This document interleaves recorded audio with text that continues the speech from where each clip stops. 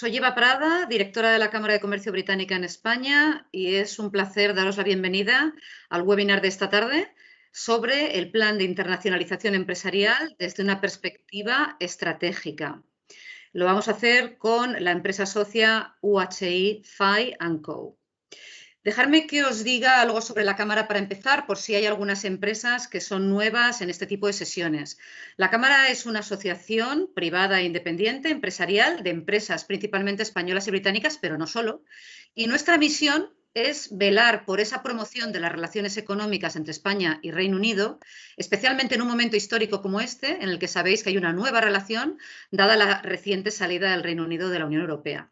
Pero además, como Cámara, todos nuestros 300 socios en diferentes ubicaciones, principalmente en donde tenemos oficinas en Barcelona, Madrid y Málaga, están con nosotros porque ven en la Cámara un aliado, un instrumento en el que organizar acciones para informar, incrementar su visibilidad y acceder a negocio. La Cámara es una organización dinámica que tenéis que ver siempre, no solo como una institución que tiene, por supuesto, relaciones con instituciones y gobierno, sino como una organización que puede ayudaros en vuestro negocio. Y finalmente, algunos de vosotros también conoceréis que publicamos un barómetro de inversión británica al año y que tenemos algunos grupos de trabajo donde también hacemos una acción más de advocacy, más de representar los intereses de los asociados y ponerlos en contacto con gobierno. Durante la pandemia hemos tenido una actividad incesante de sesiones informativas donde tocamos aquellos temas que las empresas socias nos estáis trasladando que interesan y lo que buscamos entre nuestros asociados es expertos. Y eso es lo que nos encontramos hoy con una firma como UHI, que para nosotros son un socio muy querido porque como asociación al final lo que quieres es empresas activas cuyos ejecutivos están dispuestos a participar y a colaborar y a hacer propuestas, y esto es lo que encontramos en UHI y por eso hoy es un especial placer hacer este webinar con vosotros. Para presentaros a la empresa, UHI Fay & Co. es una firma de servicios profesionales con más de 35 años de experiencia que ofrece servicios integrales a medida de las necesidades de sus clientes.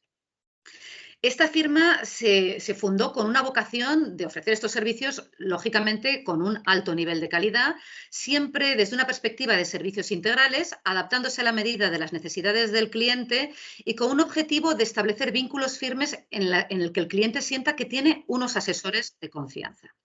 En la actualidad, la firma está situada entre las 20 primeras firmas de servicios profesionales en España y cuenta con oficinas en diferentes ciudades del país.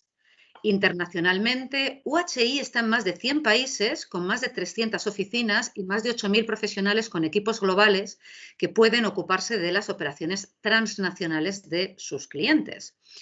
UHI lo tenéis que percibir como lo que llamamos en inglés un one-stop shop.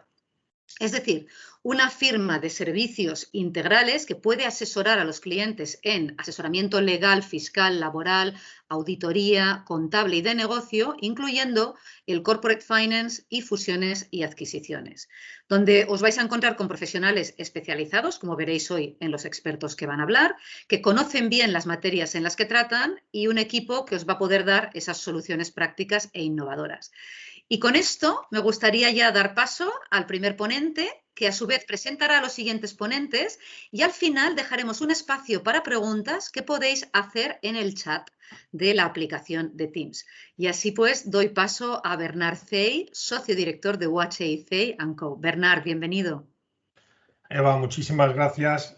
La verdad es que ya casi tengo que desconectar porque has hecho una presentación de tal calibre que no sé si estaré a las alturas que nos has situado. Bueno, pues buenas tardes a todos, muchísimas gracias. En primer lugar, bueno, no voy a presentar la firma ni casi UHI Internacional porque Eva ha hecho una presentación magnífica.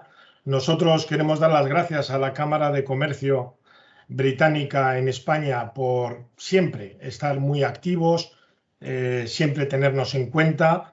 Y es verdad que coincidimos incluso en sedes porque tenemos oficina en Barcelona, en Madrid y en Marbella y Málaga, que es donde está la Cámara, en las zonas donde está la Cámara, con lo cual tenemos muchas ocasiones de estar juntos y de participar en los eventos que organiza la Cámara, ¿no?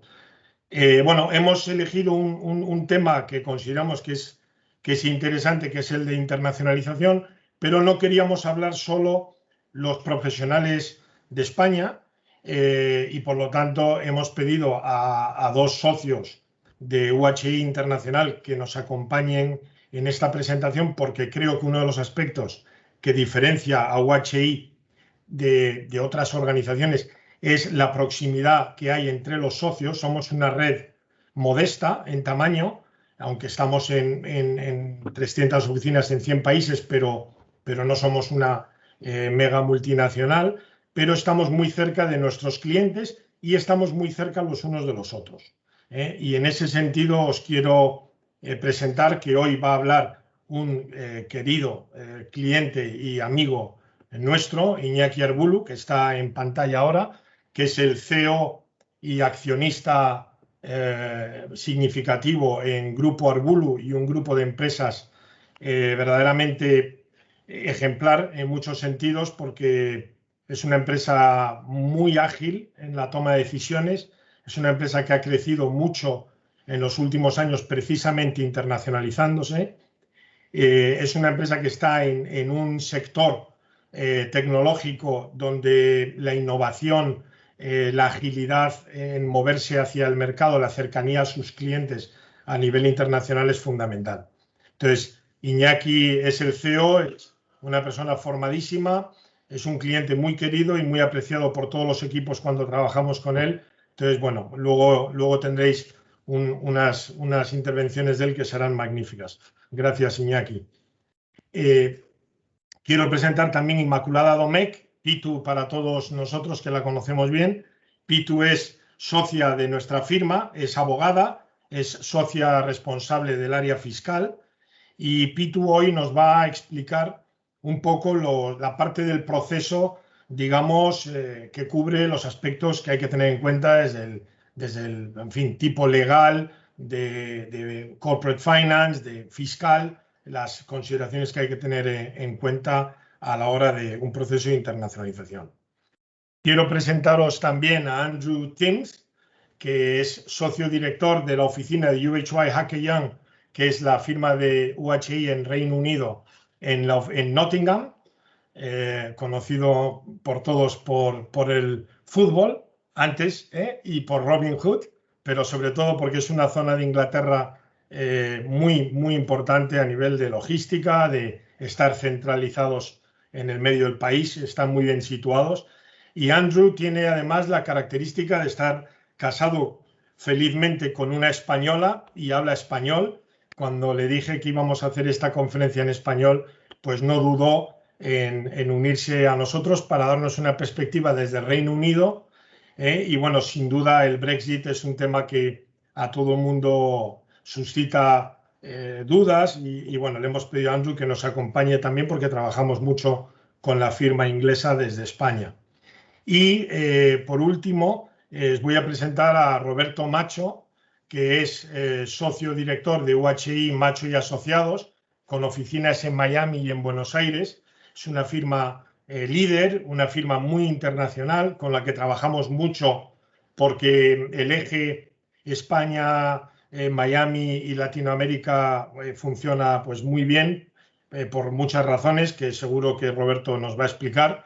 Roberto además ha compartido conmigo muchos años en el Consejo Mundial de UHI, en mis tiempos, que estuve 21 años, y me acompañó también los últimos 3 que estuve de chairman. Él es miembro del Board of Directors, representando a las Américas, y es una persona muy respetada dentro de la organización y con mucha experiencia internacional, y le hemos pedido a Roberto que nos acompañe hoy desde Miami. Muchas gracias, Roberto.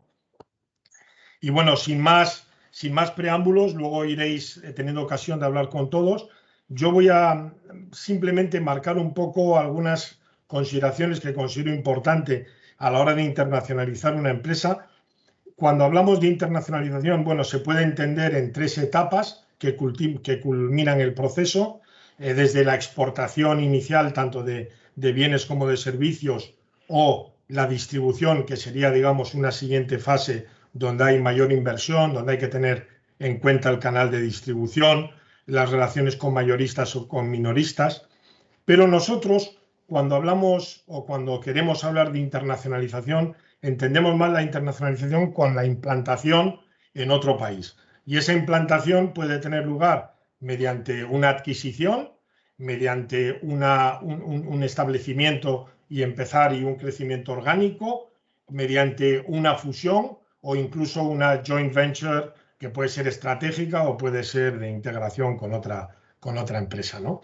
Ahí es donde nosotros realmente consideramos que ya nos estamos internacionalizando. Hay mayor inversión, mayores riesgos, pero también mayores oportunidades, y ahí es donde nosotros hemos desarrollado a lo largo de los años unos conocimientos de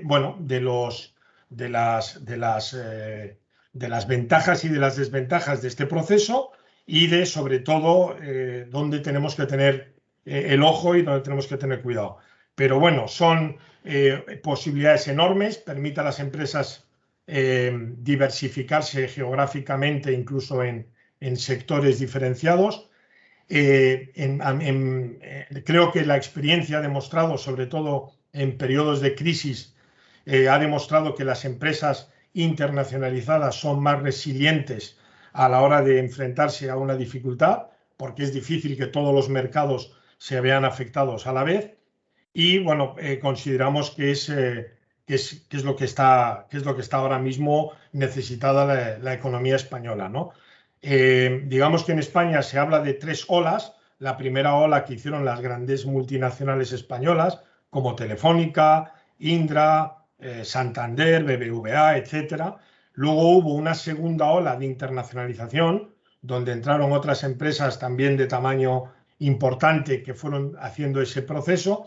Y ahora mismo yo creo que estamos inmersos en una tercera ola donde el que no se internacionaliza de alguna manera puede estar manteniéndose en un mercado excesivamente local, con las amenazas que eso puede suponer para la empresa en el largo plazo, ¿no?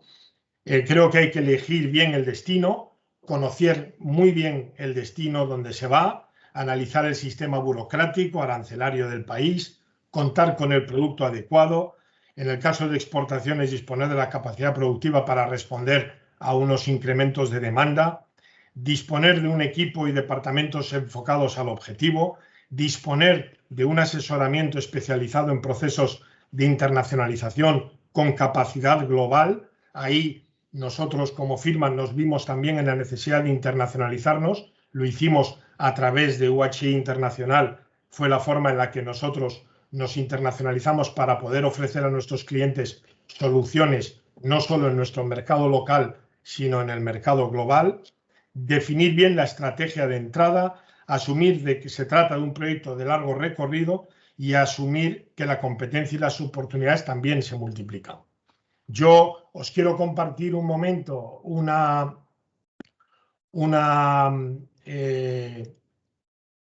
transparencia que a mí me ayuda mucho en los procesos de adquisición, donde bueno, vamos a ver los 10 pasos que se pasa en un proceso de adquisición, por ejemplo, ¿no?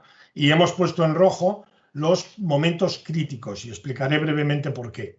Primero entramos en contacto con el target, con la empresa que estamos mirando, se firma una carta de confidencialidad y viene el primer momento crítico, que es cuando revelamos la identidad del cliente al que estamos representando, que puede estar interesado en una posible adquisición o una fusión o una joint venture, ¿no? Ahí es un momento crítico porque puede haber una reticencia a compartir información con un competidor o con quien pueden considerar que puede ser un competidor, ¿no? Luego hay la reunión de propietarios y directivos, creo que es muy importante porque tiene que haber, aparte de que haya lógica económica, tiene que haber una buena sintonía entre las personas. Al final, los negocios los dirigen personas y es fundamental tener esa buena sintonía. Luego entramos en fase de intercambio de información, que eso normalmente es muy normal y rápido. Y luego llegamos a la valoración. Y lo vuelvo a poner en rojo porque la valoración es otro momento crítico. Cuando uno le comunica a una persona, a un empresario, cuánto en su opinión vale esa empresa o cuál es el valor que estaríamos dispuestos a considerar una operación. Eso es otro momento crítico. Hay que saber muy bien cómo manejar esa información, cómo ponerla en común para que en ningún momento se tome como un tema hostil, ¿no? Luego, una vez superado ese punto, pasamos a la letter of intent, la carta de intenciones, donde se suele plasmar un poco lo que se ha hablado, y en base a ese documento, que puede ser vinculante o no, ya iniciamos el proceso de due diligence. Y el proceso de due diligence lo he puesto en rojo, pero no sé si debería ponerlo en rojo y subrayado, porque el proceso de due diligence es penoso. O sea, es un proceso que a quien está siendo sometido a la due diligence, pues no le encanta, ¿eh? Todavía en todos los años que llevo trabajando en esto, no recuerdo que a alguien le haya encantado el proceso de due diligence. Es un momento en el que la empresa se tiene que despojar de sus protecciones, tiene que enseñar cómo está y tiene que hacerlo con transparencia. Y bueno, es un momento donde, bueno, pues hay que tener, ahí creo que es muy importante siempre tener a alguien muy senior en los procesos para que pueda manejar esas situaciones. Y de ahí volvemos a pasar a otro punto que también es crítico, que es los findings, ¿no? Lo que hemos encontrado, ¿no? Y en lo que hemos encontrado, pues puede haber desde contingencias de todo tipo, fiscales, laborales, contingencias comerciales, dificultades en determinados contratos o la facturación está en distintas empresas, y eso también es un momento crítico que hay que manejar con mucho cuidado. Y ahí creo que es muy importante que el asesor y el cliente, es decir, el empresario, estén muy de la mano para salvar sobre todo el tema de la comunicación y del entendimiento. Y luego llegamos al punto final, que es el contrato, y cuando ya se ha firmado el contrato empieza, digamos, la siguiente fase. Pero no me voy a extender en esto porque quiero dejar a mis compañeros de ponencia que puedan aportaros más valor. Espero haber más o menos cumplido el tiempo que me tenían asignado y le voy a pasar la palabra a Pitu Domecq. Muchas gracias. Gracias, Bernie. Buenas tardes a todos, o Bernard. Yo le llamo Bernie, como él me ha dicho que me llaman Pitu a mí, pues nosotros a él le llamamos cariñosamente Bernie. Muchísimas gracias a todos por atender a este webinar y agradecer también a la Cámara de Comercio Británica por esta oportunidad. Bueno, a mí me toca quizás la parte más pesada del webinar, pero quizás también la que más contenido técnico pueda tener, y me gustaría no consumir mucho tiempo porque creo que la experiencia práctica de Iñaki pues va a ser muy reveladora. Cuando una empresa cuando una empresa empieza a pensar en la internacionalización, probablemente sea consecuencia de que ya ha comenzado una andadura, como ha dicho Bernie, con tintes internacionales. Normalmente ahora, sobre todo con el e-commerce y con las plataformas digitales, la mayoría de las empresas están empezando a hacer sus pinitos en mercados internacionales, pues a través de las plataformas de e-commerce. ¿Qué ocurre? Pues que si queremos que el mercado o abrir mercado en el extranjero, necesitamos que esa implantación en el extranjero sea más permanente, y para ello, lógicamente, vamos a necesitar pues montar una estructura fuera del país.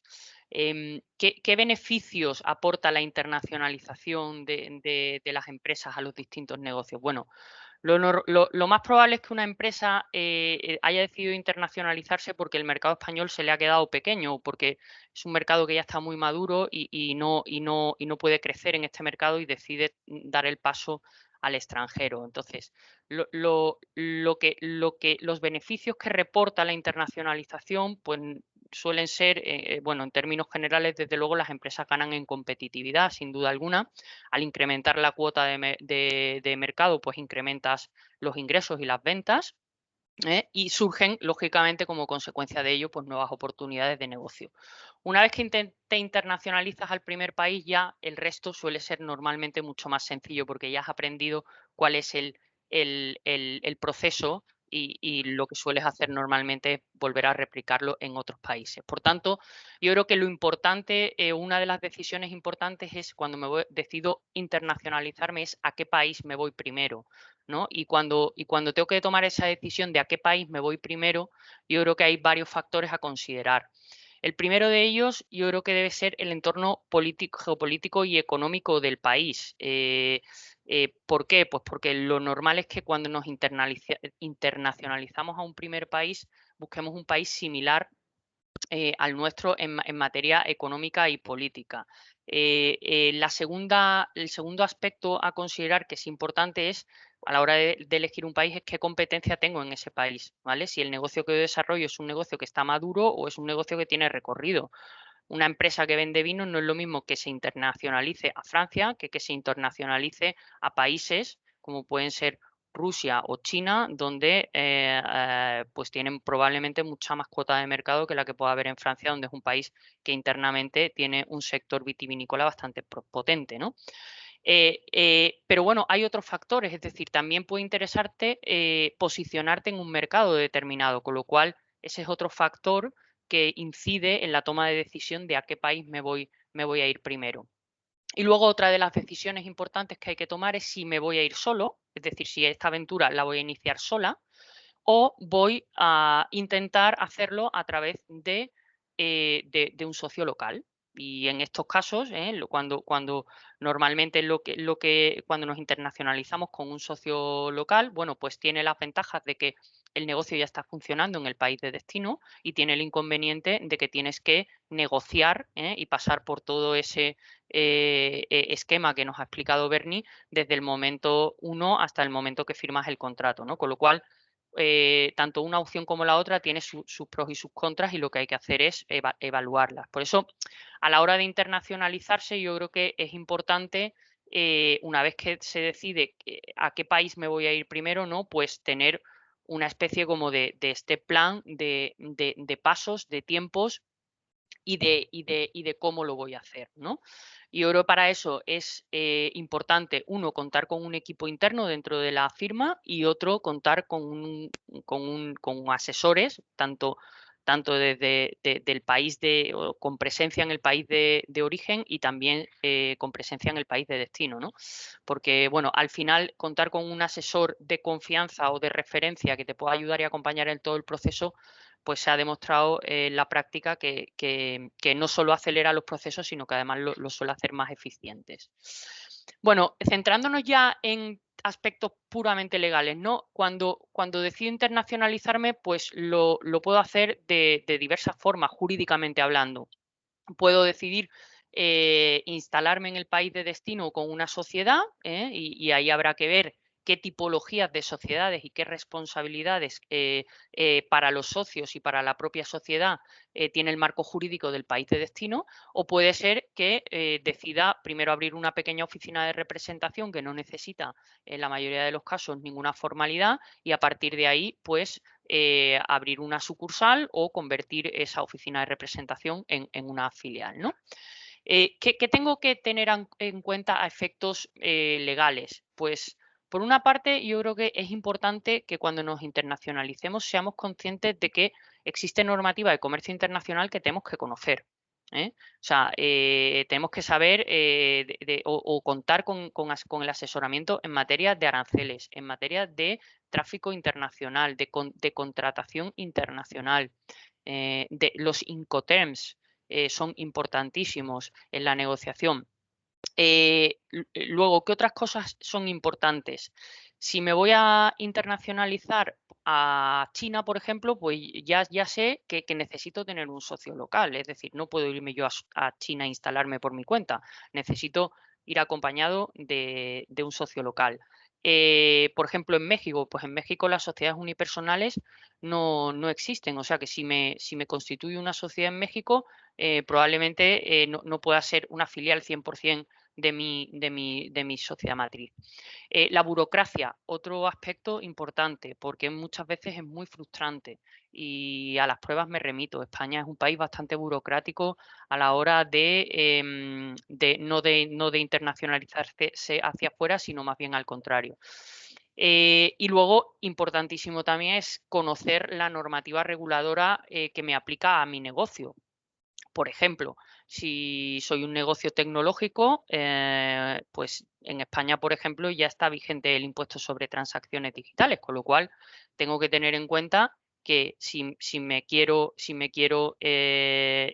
o cualquier empresa que se quiera venir a España y esté afectada por ese impuesto, pues le va a mermar su cuenta de resultados. Pues lo mismo puede pasar en otros países. En Estados Unidos hasta hace poco, bueno, había aranceles a la entrada de vino y aceite de oliva procedente de España, exactamente igual que pueda haber normativa reguladora en cuanto a licencias, en cuanto a registros, en cuanto a intangibles, etc. Y de la misma manera que hay aspectos a considerar para que pueden afectar a mi cuenta de resultados, también hay que tener en cuenta que hay países que incentivan determinadas actividades y determinados negocios, con lo cual también es interesante conocer los incentivos que existen a la importación de negocios dentro de un país. No quiero extenderme mucho más en cuanto al proceso de internacionalización cuando lo hago en forma de o voy de la mano de un socio local, pero por hacer un poco un repaso del proceso, porque creo que es importante, como he dicho antes, importantísimo antes de nada es buscar el target dentro del país, localizar qué empresa puede tener sinergias conmigo, qué empresa me puede interesar a asociarme con ella, pues porque tiene una cuota de mercado determinada o porque está en un país que estratégicamente a mí me interesa, ¿no? Entonces, una vez que localizamos el target, y tenemos el primer contacto, lógicamente hay que firmar un acuerdo de confidencialidad y ahí empieza lo que es la negociación y la valoración hasta que se acuerda pues unos puntos básicos que se plasman en una letter of intent y ya a partir de ahí, ¿vale? Una vez firmada la letter of intent, a la vez que se hace la due diligence, yo que soy asesora fiscal, ¿no? Lo que trato en ese momento es, por una parte, la due diligence y por otra parte tengo que ver qué estructura de inversión es la óptima en el país y qué financiación o fórmula de financiación es la óptima en el país. Y luego, una vez que se concluye la due diligence y se remata la negociación final, se firma el acuerdo y viene la complejidad de la integración de sistemas, etcétera, etcétera. Centrándonos ya en el aspecto puramente fiscal, por dar unas pinceladas, porque antes he hablado de la importancia de estructurar la inversión a efectos no solo mercantiles y de negocios, sino también a efectos fiscales, porque puede efectivamente tener un impacto considerable en la cuenta de resultados del grupo. Por eso es muy importante que una vez que tengamos claro el país donde nos vamos a ir, saber si ese país tiene un convenio de doble imposición con España es importante, ¿vale? En el caso de Reino Unido, bueno, ha salido de la Unión Europea y no les aplican las directivas europeas, no les aplican las directivas comunitarias, pero Reino Unido tiene un buen convenio con España, un convenio que yo diría que es bastante razonable y bastante bueno en determinados aspectos. Y bueno, y eso nos va a permitir pues que las relaciones con Reino Unido en materia fiscal pues sigan más o menos en materia de tributación directa en un status quo, ¿no? ¿Qué tengo que analizar a efectos fiscales cuando diseño la estructura, ¿no? Pues tengo que saber qué transacciones voy a realizar con el país de destino. ¿Por qué? Pues y desde dónde las voy a realizar. Porque puede ser que yo haga transacciones comerciales con la sociedad filial, ¿eh?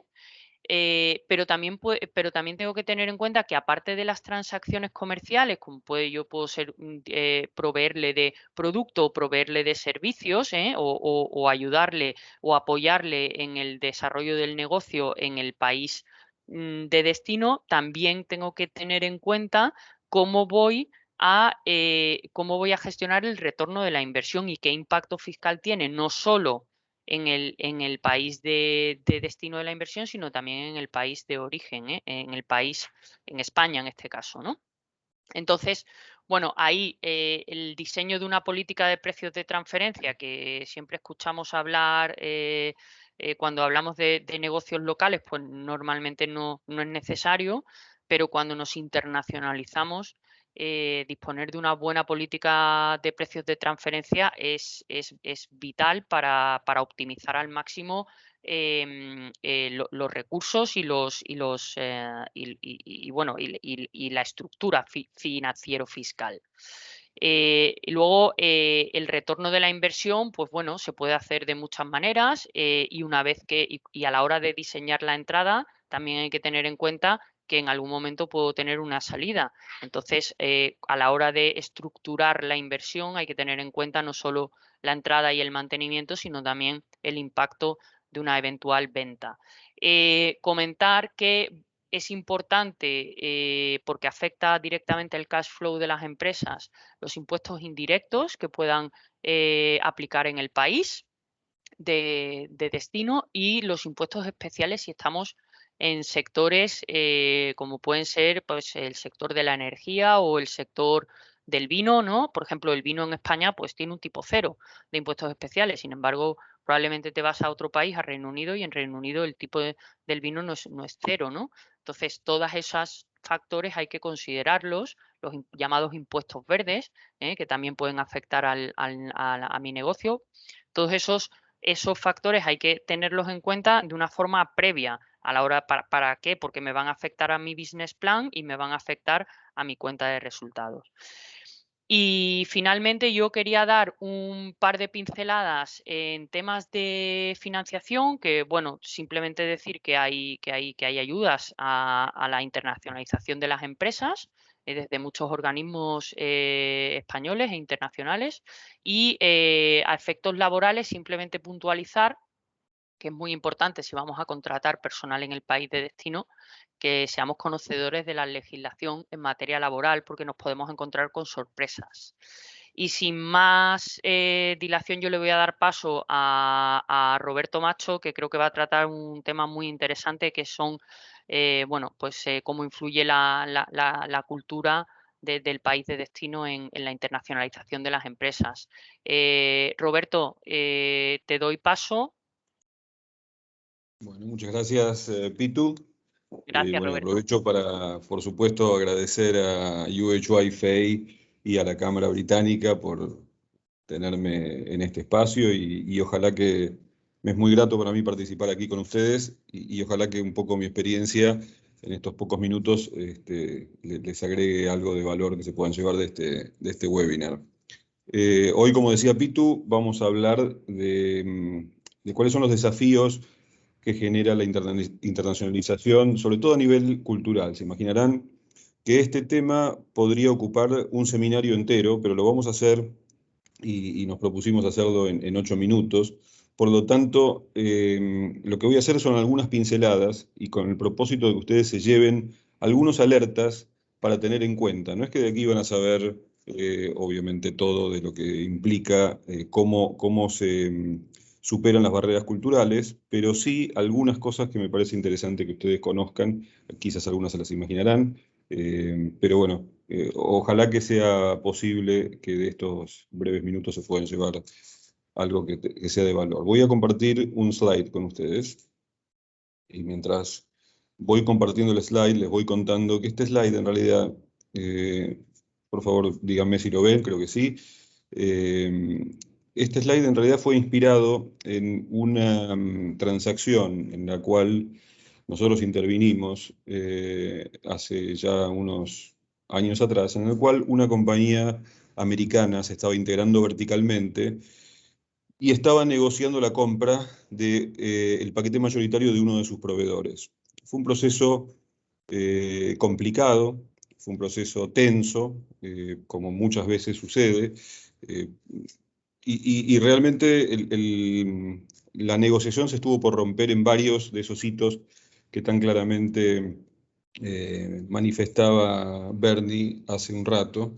Pero bueno, llegó buen fin, y creo que esa es la inspiración de este slide. ¿Por qué este slide? Porque ahí dice, bueno, ok, si ustedes miran ese slide o esa foto, en general para el mundo occidental, digamos que para Gran Bretaña y Estados Unidos como mundo occidental, la mayoría del mundo occidental interpreta que eso es un ok. Aquellos que son buceadores sabrán también que la señal para saber que uno está bien debajo del agua es precisamente esa, porque se interpreta como ok. Sin embargo, si ustedes viajaran a Rusia, nadie interpretaría que eso es un ok, excepto que esté muy familiarizado con el mundo de Occidente, lo interpreta como un cero. Ese signo implica cero o nada. O sea, cuando alguien quiere decir es nada, uno hace eso, y la otra persona interpreta que es cero o que es nada. Sin embargo, en Japón, eso significa dinero. Es decir, si alguien hace ese gesto, la otra persona interpreta que o le está pidiendo dinero o va a hablar de dinero, o está hablando de dinero. Pero en este caso, en el ejemplo que yo les daba de la transacción aquella que les dije había sido un proceso bastante intenso y tenso además, resulta que llegó a buen fin y el americano, al final de cuentas, terminó firmando el acuerdo, un poco a regañadientes de la compañía que era la proveedora, porque los términos no eran los que se esperaban, pero digamos que en definitiva el día de la firma que se hizo, esto recuerdo fue en San Pablo, el día de la firma en una firma de abogados brasileros, el americano, que es quien está representado en esa imagen, una vez que se firmó todo y se resolvió todo, le hizo ese gesto. Y ese gesto, que él interpretaba que era ok, en Brasil es uno de los peores insultos que uno le puede, como gesto, hacer a alguien. Entonces imaginan que después de ese tedioso proceso y complejo proceso, cuando en realidad a regañadientes estaba firmando el proveedor que estaba vendiendo el paquete accionario, el americano le hace ese gesto entendiendo que, bueno, que todo había salido ok, se generó una situación más tensa todavía por una cuestión simplemente de interpretación. Obviamente estas son cuestiones culturales, que en este caso es básicamente un gesto, nada del otro mundo, pero creo que ejemplifica bien cuáles son las barreras que yo tengo que enfrentar, ya no solamente a este nivel, digamos, social o cultural, sino también hay diferentes niveles debajo de estos que a veces no son tan claramente apreciables, que tienen que ver con el entorno económico, con el ambiente de negocios, con el marco regulatorio, con los hábitos de consumo, por ejemplo. Entonces, hay una serie de cosas que tienen que tenerse en cuenta, y por sobre todas las cosas, yo que estoy basado aquí en Miami, siempre digo a nuestros clientes que Miami es un lugar riesgoso. ¿Y riesgoso por qué? Porque los que hayan tenido la oportunidad de venir para aquí, para el sur de la Florida, habrán notado que hay una cultura latina predominante, y se habla el español y uno puede manejarse perfectamente bien aquí sin hablar una palabra, puede estar meses sin hablar una palabra de inglés si realmente no lo habla, no lo quiere hablar. Pero eso a veces confunde, porque ese es un nivel muy superficial. En realidad, debajo de eso, el idioma de los negocios, y cuando digo el idioma no me refiero solamente al lenguaje hablado, sino el idioma en la manera en la cual se hacen negocios, sigue siendo americano. Entonces, cuando alguien va a otras jurisdicciones, el shock cultural es más evidente y entonces como que uno queda más alerta de que efectivamente va a tener que adaptarse. Muchas veces lo que pasa en países donde uno se siente que el contexto es más familiar, más cómodo, hace que se confunda que la manera de llevar a cabo los negocios es exactamente la misma que en el país de origen. Entonces, este es el primer alerta que quiero levantarles a ustedes. Tengan en cuenta que allí a donde vayan, algo va a cambiar. Tienen que estar alertas de que puede haber una serie de cuestiones que tienen que ser consideradas. Y el segundo slide que quería compartir con ustedes es este. Creo que en España le llaman la novatada. En Argentina esto le llaman el derecho de piso. ¿Qué es esto? Bueno, cuando uno es nuevo en algo, evidentemente corre mayores riesgos de cometer errores. Y entonces se paga esa novatada, se paga ese ser el nuevo en algo, el nuevo en el trabajo, el nuevo en lo que sea, inclusive cuando uno aborda otro mercado, cuando sale de su zona de confort, de la zona, en el ámbito donde uno fue creciendo, lo que sucede es que es el nuevo, como dicen los americanos, the new kid on the block. Es decir, la nueva persona, y bueno, está sujeto a cometer una serie de errores. Ahora, ¿cómo se pueden mitigar esos errores? Que en definitiva es nuestra función, y la función de alguna manera de este seminario tiene que ver con levantarles estas alertas. Bueno, primero entendiendo qué es, dónde está el riesgo de esa novatada. Y ese riesgo está en lo siguiente. Hay del cúmulo de cosas que uno tiene para conocer, dentro del universo de cosas a conocer, y si quieren lo podemos inclusive circunscribir a lo que es los negocios o el abordar otro mercado, lo que sea, hay un montón de cosas que uno sabe que sabe. O sea, si uno es, como decía Pitu recién, es una bodega o productor de vinos, y uno conoce el negocio de vinos, uno sabe cómo se hacen, uno sabe sabe de las diferentes cepas, ¿sí? Uno sabe de lo que sabe. Ahí nunca hay un riesgo de cometer errores, por lo menos por ser el nuevo o por ser novato. El problema es que hay otra cuestión, hay otro conjunto que todavía es mucho más grande que lo que uno sabe que no sabe, que es lo que uno sabe que no sabe. Hay muchas cosas, seguramente hay muchas más cosas que ustedes saben que no saben que las cosas que saben que saben. Pero ahí no está la novatada, porque si ustedes saben que no lo saben, claramente ustedes pueden recurrir a alguien que los va a poder ayudar. Sí. Un ejemplo, si ustedes tienen a un hijo con una apendicitis y no son médicos cirujanos, no van a hacer un curso por YouTube y van a tratar de operarlo, porque ustedes saben que es un tema que no manejan y nunca podrían en riesgo la vida de su hijo con una persona que es ignorante del tema sobre el cual tienen que operar. Van a buscar al mejor cirujano posible, y ese cirujano seguramente les va a dar las garantías de trabajar sobre algo que saben. Eso no es ser novato, eso es simplemente ser lógico, reconocer las propias falencias o los propios desconocimientos e ir a buscar a alguien que sepa. El problema es que hay un conjunto infinitamente más grande que lo que sé que sé y lo que sé que no sé, que es donde se produce el mayor riesgo de cometer errores. Y ese conjunto es el no sé que no sé.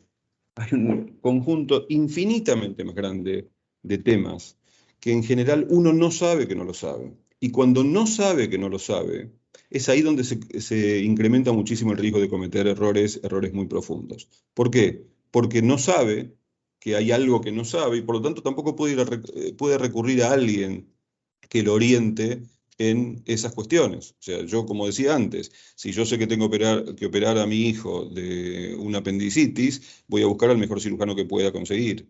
Ahora, si yo no sé que estoy teniendo un riesgo, que estoy al borde de un precipicio y no sé que si doy un paso para adelante me voy a caer de ese precipicio, no voy a recurrir a nadie, no voy a buscar nada, y por lo tanto es ahí donde se cometen los errores.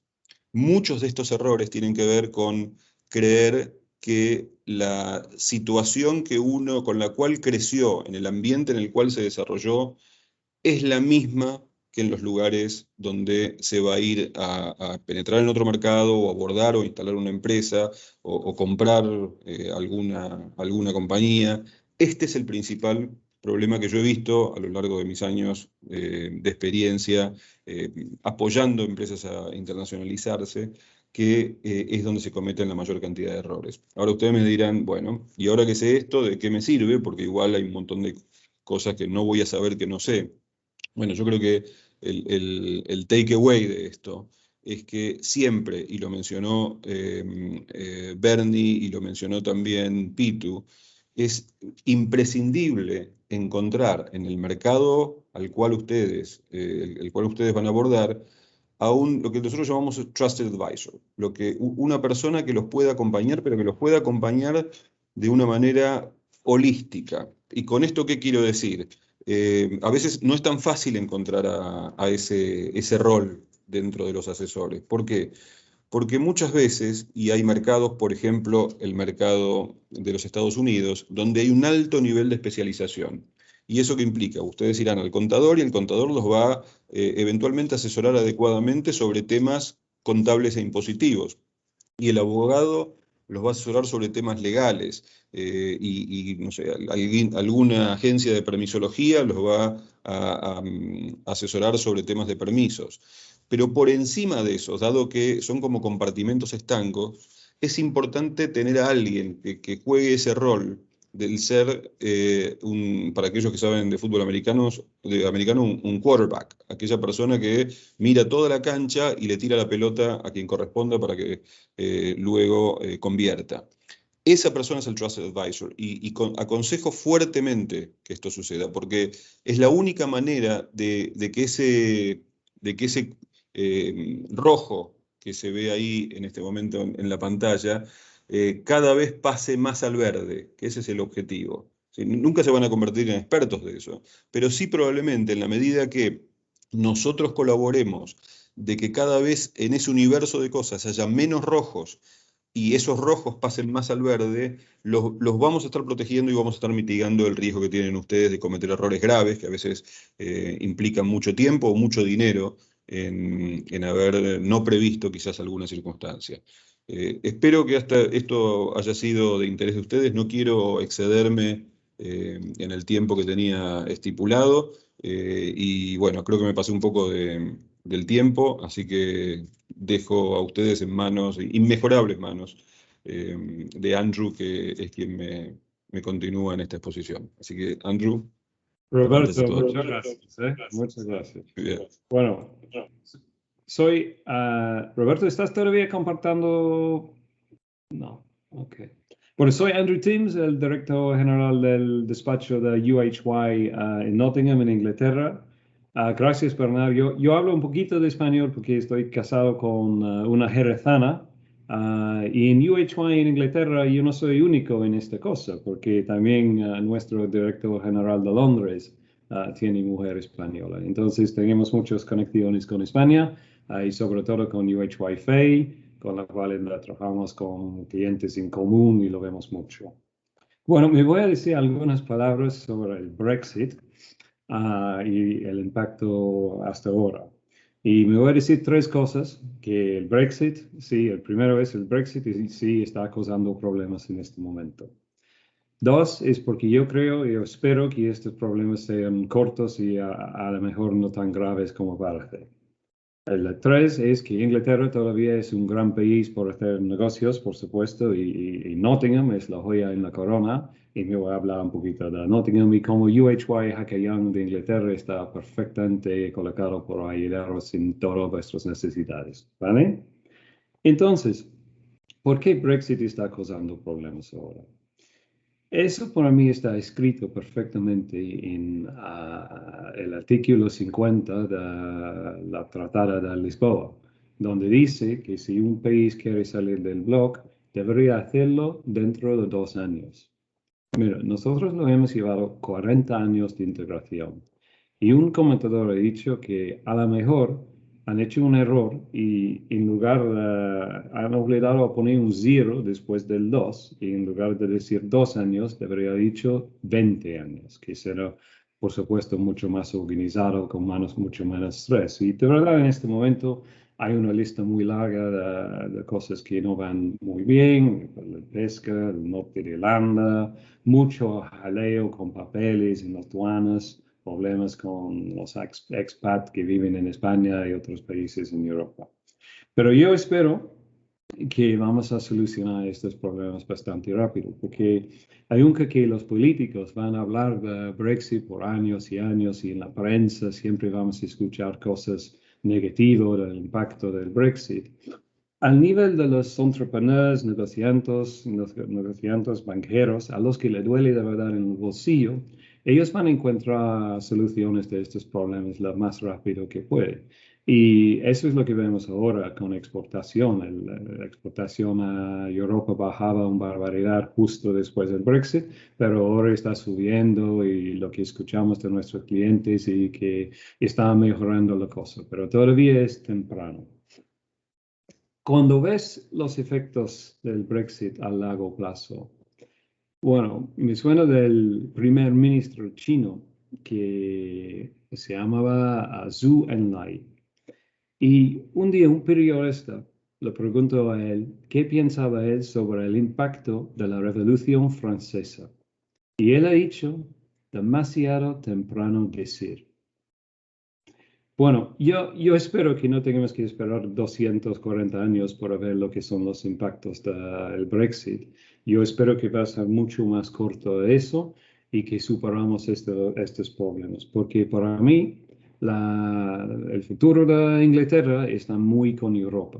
Vosotros sois nuestros primos, nuestros vecinos más cercanos y nuestros mercados más grandes. Y así hay que Inglaterra tiene una vista del mundo muy internacional. Tenemos que trabajar juntos con toda Europa por solucionar estos problemas lo más antes posible. Vale. Bueno, entonces Nottingham, como ha dicho Bernard, es el centro de Inglaterra y es famoso. Nuestro hijo más famoso es el Robin Hood, que robaba a los ricos y daba a los pobres. También tenemos, bueno, yo iba a decir algo diferente sobre el fútbol y la Copa de Europa ayer, pero tenemos un equipo por lo menos que ha ganado la Copa, el European Cup 2 veces en los años 80, que se llama Nottingham Forest. Bueno, ayer por lo menos le hemos ganado más puntos ayer que lo ganamos en Eurovisión, ¿no?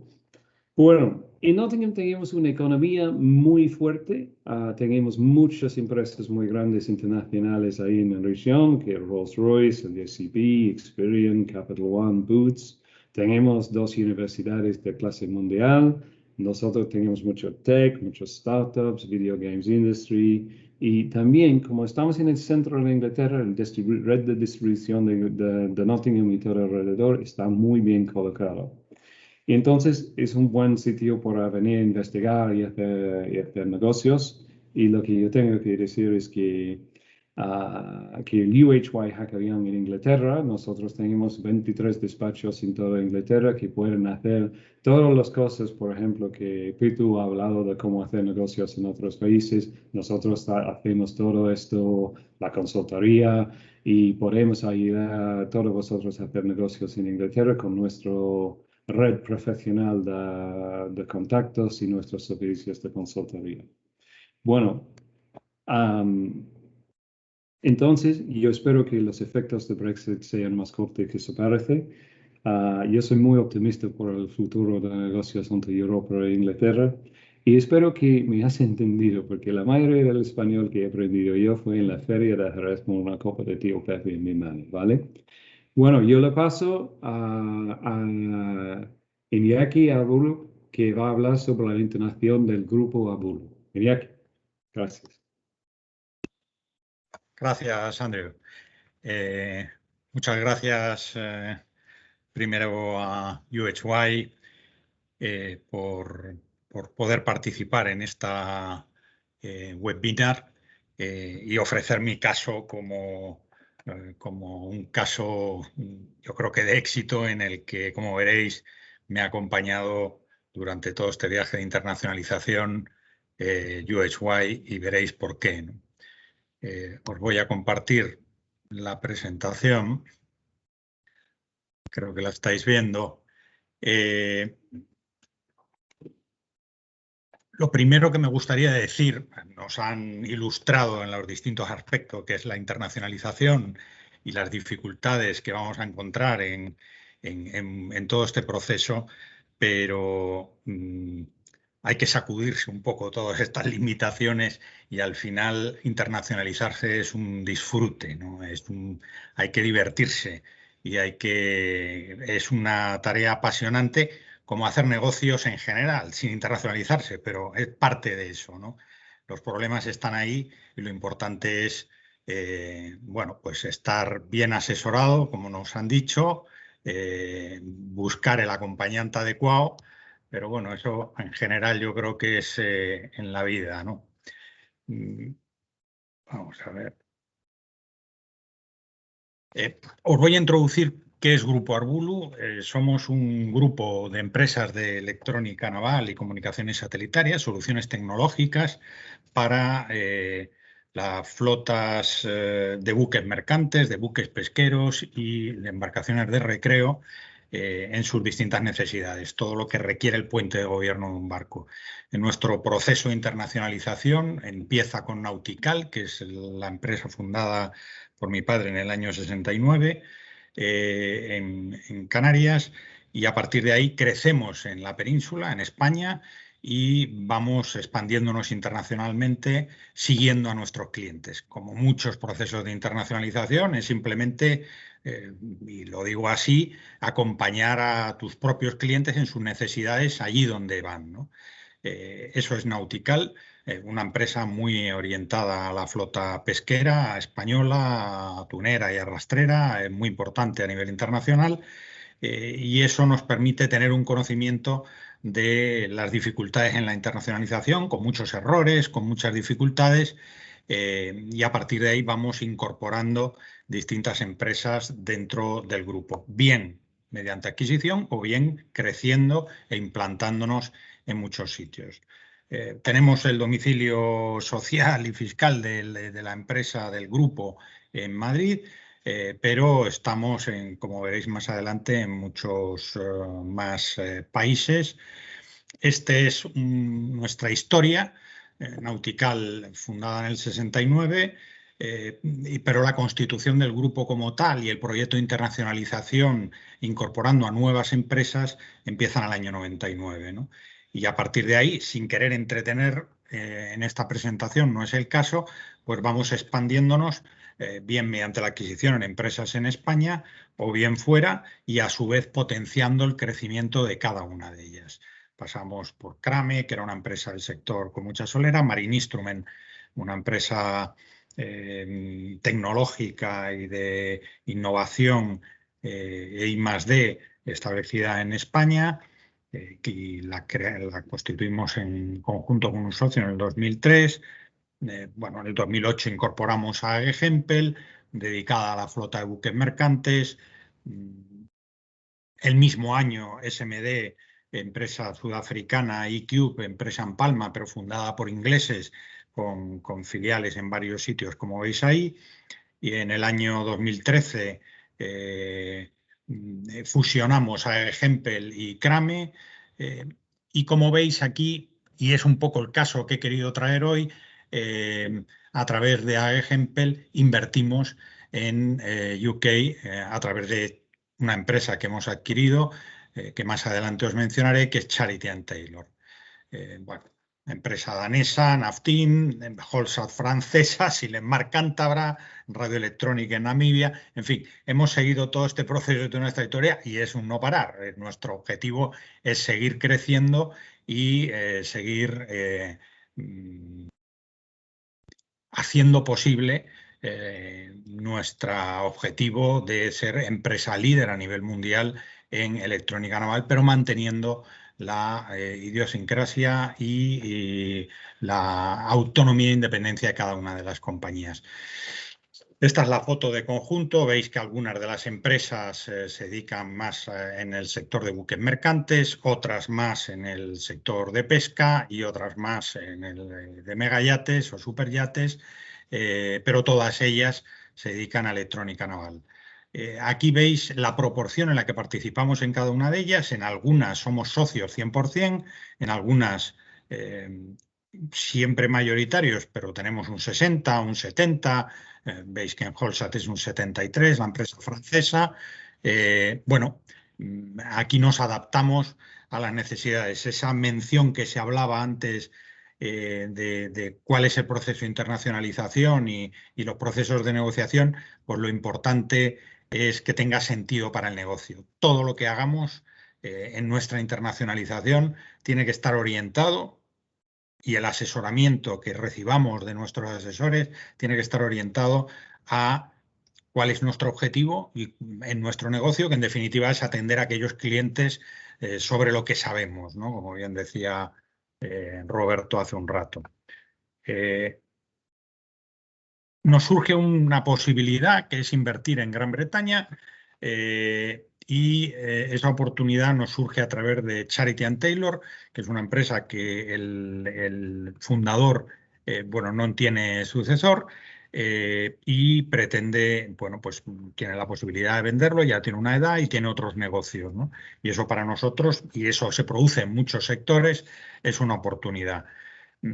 Claro, la primera reflexión que haces aquí es, bueno, en Inglaterra estábamos ya en el proceso final del Brexit y a pesar de todo y esa incertidumbre, y por eso pongo ahí la seguridad jurídica en respecto a qué puede ocurrir con el Brexit, predominó nuestra decisión siempre, y yo creo que es una recomendación que hago a todo el mundo, es quita el ruido, quita los elementos de distracción política, de información mediática y céntrate en lo que es tu negocio, tu actividad, tus relaciones. Gran Bretaña creo que va a seguir siendo una isla.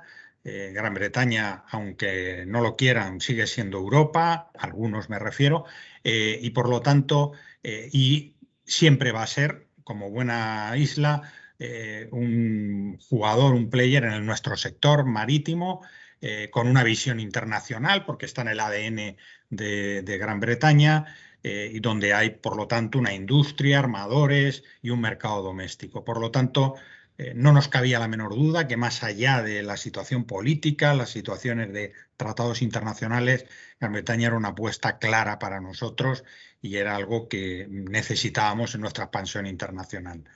Charity & Taylor, en este caso, fue una oportunidad estupenda, se convertía en una plataforma, una bueno, pequeña empresa dentro del sector de electrónica naval, pero con mucha proyección y encontrábamos sinergias positivas. Know-how, solvencia, tenía un cierto liderazgo en algunos nichos y era muy sinérgica con AG Hempel, una empresa del grupo que a su vez tenía ya una implantación internacional y había una enorme complementariedad y le podía permitir crecer. Estas tres piezas encajaban perfectamente en el proceso de adquisición. Y bueno, este proceso que lo comentaba Bernard al inicio de la presentación con los 10 puntos, lo intento aterrizar en nuestra operación, ¿no? El contacto inicial antes de cualquier non-disclosure agreement o cualquier contrato de confidencialidad, la relación personal es esencial. No la subestiméis en ningún momento en el proceso, es lo más importante, y que haya momentos de crisis es de enorme valor para el día después, porque la transacción y ejecutar una transacción, en este caso de adquisición para la internacionalización, es importante, pero todo tiene que ir guiado a qué va a ocurrir el día después. El éxito de lo que ocurra el día después estará en este proceso. Yo lo comento con Bernard, que nos acompaña en todo esto, procesos de internacionalización, desde el de AG Hempel que he mencionado antes hasta el último que hemos hecho de radioelectrónica en Namibia, y tenemos pues una enorme sintonía y con el apoyo de UHY en todo el proceso, en esa visión holística que antes hablaba Roberto, me parece esencial. Es esencial la relación con los asesores, con quien te acompaña en todo este proceso. Y yo recomiendo UHY de una forma más allá de la relación de amistad que lógicamente tenemos, pero de la capacidad de poder cubrir todas nuestras necesidades en todo el proceso y se adecúa perfectamente a nuestra forma de entender el negocio. Pero es esencial este noviazgo, que significa desde la firma, vamos a decir, del contrato de confidencialidad hasta el SPA, el contrato del que mencionaba Bernard en su slide, todo este proceso de confidencialidad del prospecto, pues desde febrero del 2019, que menciono aquí en este proceso con Charity & Taylor, hasta la firma en febrero del 2020, es un año. No hay ningún proceso en el que yo haya participado en el que haya podido durar menos, pero creo que es esencial que dure eso o que tenga, digamos, tomar el tiempo necesario para saber, especialmente si va a haber un socio en el proceso posterior, incluso aunque no lo hubiera, con el equipo de gente, es importantísimo el quemar las etapas a su ritmo adecuado, lógicamente teniendo claro cuál es el objetivo del proceso. Aquí resumo un poco bueno, pues los hitos. En febrero, en este caso, con Charity and Taylor firmamos el Non-Disclosure Agreement. Bueno, desde abril a junio hicimos el análisis de las propuestas. Aquí pongo carta en cargo de USY. Realmente el proceso empieza con ellos mucho antes y esta es una formalidad, pero que es importante también tenerlo claro qué es lo que se pretende por parte de los asesores y la firma de la carta de intenciones donde se recogen todas estas condiciones, como hablo, y las asunciones. En este proyecto el objetivo inicial era un 75% de adquisición por Grupo Argulu y un 25% con socio minoritario. Al final, durante el proceso de negociación, adquirimos el 100%. En esto ocurre muchas veces y en muchos proyectos la importancia de mantener, ser socio mayoritario o no serlo. Yo creo que aquí hay que saber qué es lo que queremos y sujetar o pegar el interés corporativo y de la propia empresa con la finalidad del negocio y el objetivo de la empresa. Y nosotros tenemos una variedad de proporciones de participación en distintas empresas del grupo, siempre pensando en el propio negocio, ¿no? Y ahí no hay una regla general, es no perder la perspectiva de cuál es de verdad el valor de cada uno, ¿no? Bueno, es verdad que pongo aquí landing due diligence de noviembre a enero, con las navidades en medio, pero es un proceso duro, la due diligence. La empresa adquirida o potencialmente adquirida pues se encuentra haciendo un striptease, eso para cualquiera que lo tiene que entender, es muy desagradable el enseñar porque siempre hay miserias en todas las empresas y verlas es muy duro. Por eso creo que también en eso hay que ser delicado, hay que ser sensible, hay que entender del negocio, hay que entender por qué existen esos problemas y además animar a que eso se ponga sobre la mesa porque luego ayuda mucho a resolverlos. Ahí también el enfoque personal de los asesores, no solo en la parte de valoración del negocio, sino en la parte jurídica, en la parte impositiva, donde tantas dificultades encuentran las empresas en su día a día. Cuando se hace una due diligence afloran y hay que verlo con normalidad, con naturalidad. Es muy importante, ¿no? Y que los asesores en eso, en este caso USY, Fay & Co y Hacker & John, nos ayudaron en todo este proceso de una forma súper constructiva, pro deal, el entender bien, pero a su vez valorando los riesgos existentes y poniéndolos sobre la mesa, haciendo partícipe al que pueda adquirirse, ¿no? Eso tiene que ser un poco el enfoque. La firma se hizo en febrero, pero aquí luego sí, en febrero se hace la nota de prensa, que donde todo el mundo está muy contento, pero luego hay que seguir trabajando el día después y y el asesoramiento tiene que seguir. Hay que bueno, pues hacer todos los acuerdos societarios, nombramientos de consejo, etcétera. Hay muchas cosas el día después, ¿no? Por lo tanto, el proceso sigue, ¿no? Bueno, he querido resumir aquí un poco cómo ha sido este proceso. Y aquí os enseño un poco el mapa geográfico donde está Charity and Taylor dentro de AEG Hempel Group y algunas fotos de todos los que participamos en todo el proyecto. El equipo corporativo a la izquierda, donde estaba el Nigel, el vendedor, con el equipo que forma luego el AEG Hempel, el director general Ioannis, Roger, el director general en Inglaterra, y el financiero Steve. En el medio veis la firma del día con Bernard y luego con todo el equipo de asesores. Bueno, es un poco el participar. Arriba, al lado de Aberdeen, pongo una foto un poco oscura ahí, con whisky detrás, pero hablo del disfrute. Es muy importante, esto es algo que quizá se lo debo a mi padre como buen emprendedor y fundador, el espíritu de disfrutar en el proceso. Yo creo que es esencial para todos. Y también que el equipo que te acompañe, también de asesores, sepa disfrutar de ese proceso. Yo creo que eso se produce en este caso, ¿no? Bueno, y ya voy acabando en mi caso. Este es el grupo que actualmente formamos, Grupo Arbulu, mi padre y yo como socios del grupo, y ahí veis la estructura. A reseñar básicamente dónde encaja nuestra inversión de Charity & Taylor en UK, dentro del árbol, como veis, de AG Hempel, que bueno, pues tiene distintas filiales en distintos países. Y bueno, ahí veis un poco nuestro mapa corporativo.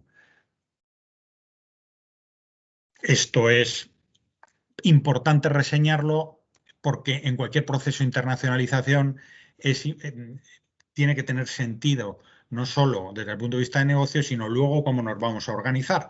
Por lo tanto, hay que pensar qué estructura previa tienes y dónde tiene sentido ubicar esa inversión o esa expansión, porque el día después es el día más importante. Hay que seguir, no es más importante, pero tan importante como la anterior, para seguir desarrollando el negocio, ¿no?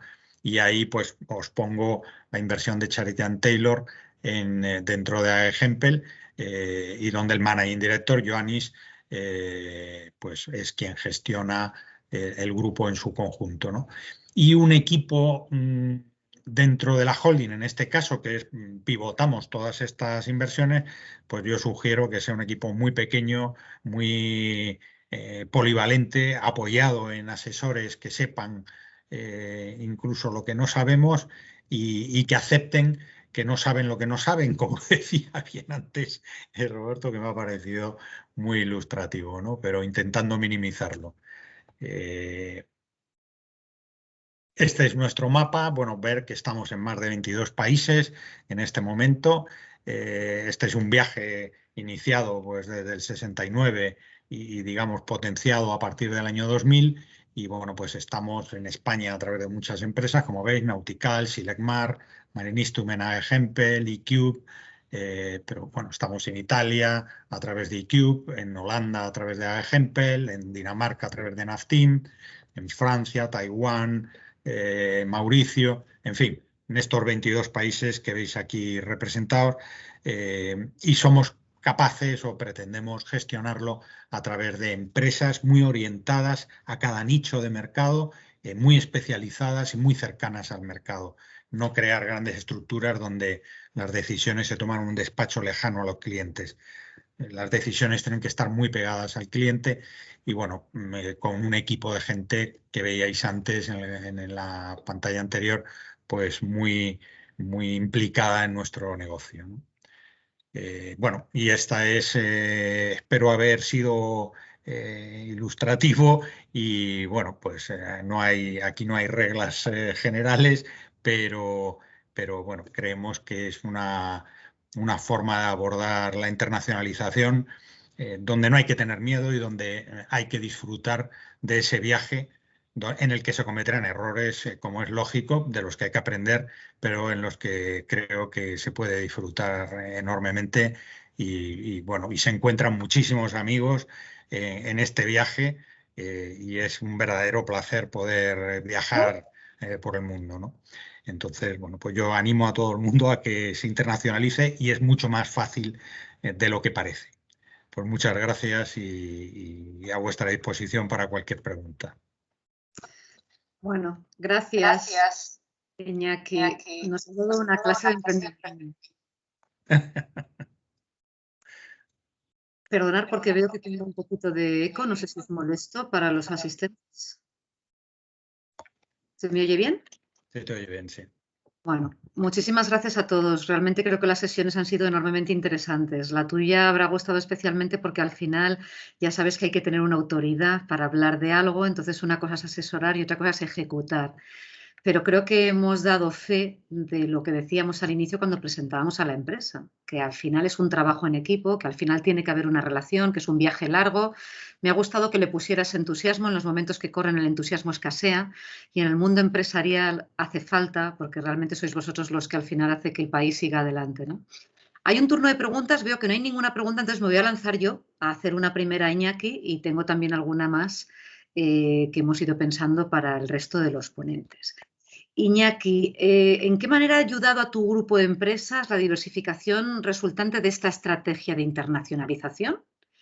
Esta sería una pregunta. Y la otra es que veo que vemos que habéis respetado las marcas de diferentes empresas que habéis adquirido en lugar de imponer una misma en los diferentes sectores y países donde están y quería saber el porqué de esta estrategia. Muy bien. Bueno, ¿cómo nos ha ayudado? Pues esa es una pregunta siempre difícil de responder. Creemos que nos ha ayudado mucho el hecho de tener una visión desde el principio, desde nuestro propio origen internacional. Es verdad que el sector marítimo, por su propia...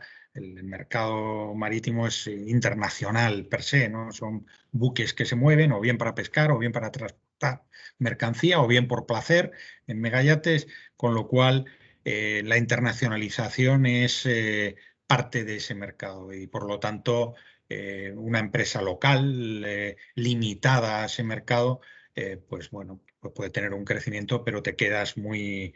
Por lo tanto, el ir incorporando nuevas empresas, nuevos conocimientos, nos ha dado un valor como grupo enorme, ¿no? Y nos ha hecho crecer a los que pertenecemos a las distintas empresas del grupo, ¿no? Ese intercambio, ese conocimiento de cada una de ellas, las experiencias, al final hay muchos elementos comunes. Sobre todo los humanos, yo creo que son muy coincidentes, pero desde el punto de vista de negocio, pues son muy complementarios, ¿no? Con lo cual creo que nos ha dado mucho valor.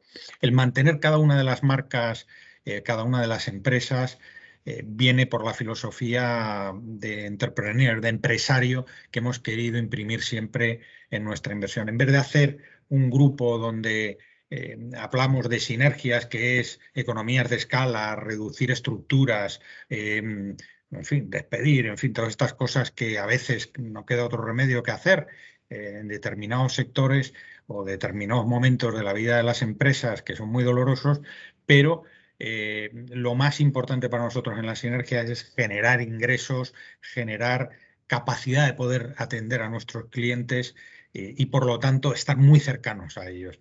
El hecho de que sea reconocida cada una como líder en cada nicho de mercado nos ha permitido tener mucho éxito, muy especializado en cada uno de los sectores, ¿no? Yo creo que tiene la dificultad de que la gestión tiene que ser muy, ahora que tan de moda está la palabra, empoderar a la gente. Bueno, pues que el director, que el responsable de cada una de las unidades de negocio, de cada una de las empresas, tome las decisiones y sea responsable y confiar en que va a tomar las decisiones adecuadas y si se equivoca asumir que tiene que equivocarse, pero tiene que tomar las decisiones y yo creo que eso es muy importante, especialmente en la internacionalización, porque si no creas estructuras muy pesadas y tardas mucho en reaccionar y la verdad es que no se puede tardar. Muchísimas gracias, Iñaki. Tendrías que dedicarte también a la docencia. Eres enormemente claro en la transmisión de tus explicaciones. Se nos ha alargado un poquito el tiempo. Veo que no hay ninguna pregunta. Si os parece prudente, yo formularía una última a Bernard y con esto lo daríamos por acabado. Sabed que si tenéis alguna pregunta nos la podéis hacer llegar y nosotros la podemos hacer llegar al equipo de UHI, que además este webinar va a quedar grabado, con lo cual también podéis escucharlo y podéis... de alguna manera volver a pensar en aquello que os quede un poco duda.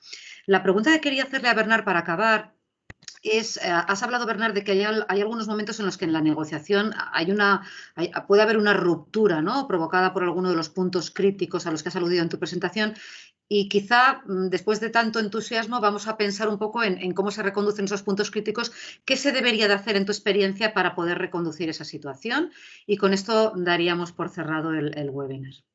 Eva, muchísimas gracias. Estoy de acuerdo contigo. Iñaki creo que puede dar el salto a la televisión sin mucho problema. Vamos a ver, los momentos críticos, como expliqué antes, ¿no?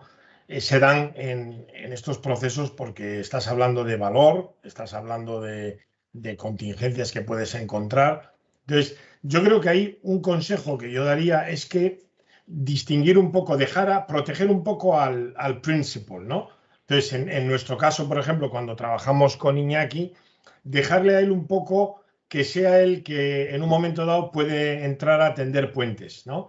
Y las malas noticias o digamos el golpe, intentar llevarlo más bien nosotros y a ser posible incluso con los asesores del otro empresario o de la otra empresa, ¿no? Para que de alguna manera los directivos o los propietarios, digamos lo que nosotros llamamos los principal en estas operaciones, ellos puedan seguir manteniendo esa sintonía a la que ha aludido antes Iñaki, que es tan importante para poder enmendar pues esa situación que muchas veces puede ser de comunicación, simplemente la forma en la que se comunica una situación. Y luego yo creo que también es importante que los equipos, tanto de la empresa que va a llevar a cabo la adquisición como de la firma asesora, sea muy consciente de que estos procesos son procesos delicados y son procesos sensibles y que cuando estás hablando con un empresario sobre su empresa es como estar hablando con alguien de sus hijos. Entonces, tienes que hablar con mucho cuidado. No puedes llegar y decir, en fin, las cosas de una manera torpe, ¿no? Entonces hay que tener mucho cuidado y yo creo que, salvo que sea un motivo de ruptura, porque es insalvable, sí se dan muchos casos donde puede haber una especie de ruptura que luego se repara. Y bueno, tenemos muchos ejemplos para no extenderme, pero creo que sí, que eso es creo que hay que tener un poco divididos los papeles y dejar al principal un poco ajeno a esa parte para que él o ella pueda entrar en un momento dado a arreglar la situación. Estás en mute, no te oímos, Eva. Perdonad, te voy a pedir un favor con la amistad que nos une. Veo que hay una pregunta de Edgar Indegate, pero yo estoy convocada a otro webinar a y media. Sí. Así que si te parece, vamos a dar paso a la pregunta de Edgar hacia Iñaki y tú cierras el webinar. ¿Te parece bien? Perfecto, me parece muy bien. La pregunta de de Edgar a Iñaki es: ¿cuáles han sido esos errores que crees, Iñaki, que podrían ser transmisibles para evitar? Y yo aprovecho para daros las gracias, para pediros disculpas por tenerme que escapar en estos pequeños minutos, pero ya sabéis que este mundo virtual en el que vivimos ahora tiene esa parte perversa. Muchísimas gracias y os dejo en manos de Bernard para que cierre el webinar. Gracias a todos. Gracias, Eva. Edgar, bueno, los errores son muchos y darían para un webinar entero, estoy seguro. Alguna ponencia he hecho sobre de error en error hasta el éxito final, ¿no? De los errores se aprende mucho. Yo creo que los errores tampoco son tan especiales, son los habituales en los negocios y en la actividad. Pues muchas veces la precipitación, muchas veces el subestimar determinadas planteamientos. Yo creo que uno de los errores habituales es querer correr demasiado.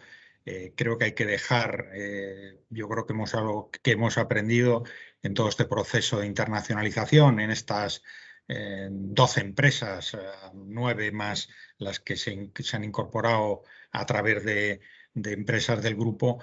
Yo creo que el querer correr para meter la agenda, para justificar o para acreditar o para poner un éxito interno.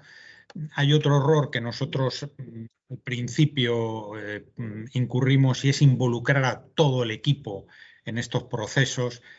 Tiene que ser un equipo reducido por parte de la empresa que se internacionaliza o mediante adquisición en este caso. Tiene que ser pequeño, tiene que funcionar con confidencialidad y tiene que dejar al resto del equipo corporativo que sean el día a día y que en modo alguno supedite ese proceso el día a día del negocio, porque si no nos distraemos de lo importante que es atender al cliente en el día a día del que al final vive la compañía, ¿no? Con lo cual, bueno, en resumidas cuentas, para mí esos son los principales errores. Rapidez en querer acelerar y involucrar a demasiada gente en los procesos. Y luego hay pequeñas anécdotas de errores que uno comete, pero bueno, yo creo que esos se subsanan y al final a veces se convierten en cosas de valor, como las decía Roberto respecto a temas culturales. Pues recuerdo uno de mis viajes a Japón, pues el saludar a una persona, una chica en este caso en Japón, y como buen español, pues ir a darle 2 besos, ¿no? Y eso fue un shock que casi crea un problema diplomático, pero que al final en el mundo internacional yo creo que todo el mundo entiende que vinimos de distintas partes y eso se convirtió pues, en una anécdota divertida y queda mucho juego. Y así hay muchas, ¿no? Pero es la parte divertida, yo creo, de la internacionalización también. Espero haberte contestado. Bueno, Iñaki, muchísimas gracias por tu intervención. Sabía que ibas a aportar mucho porque siempre a mí me encanta oír a los testimonios de los empresarios en cualquier proceso y en este de la internacionalización en el que tienes tanta experiencia, pues das una visión muy completa, ¿no? Quiero dar las gracias también a Pitu, que como ella dice le tocaba la parte más técnica, que siempre es más difícil.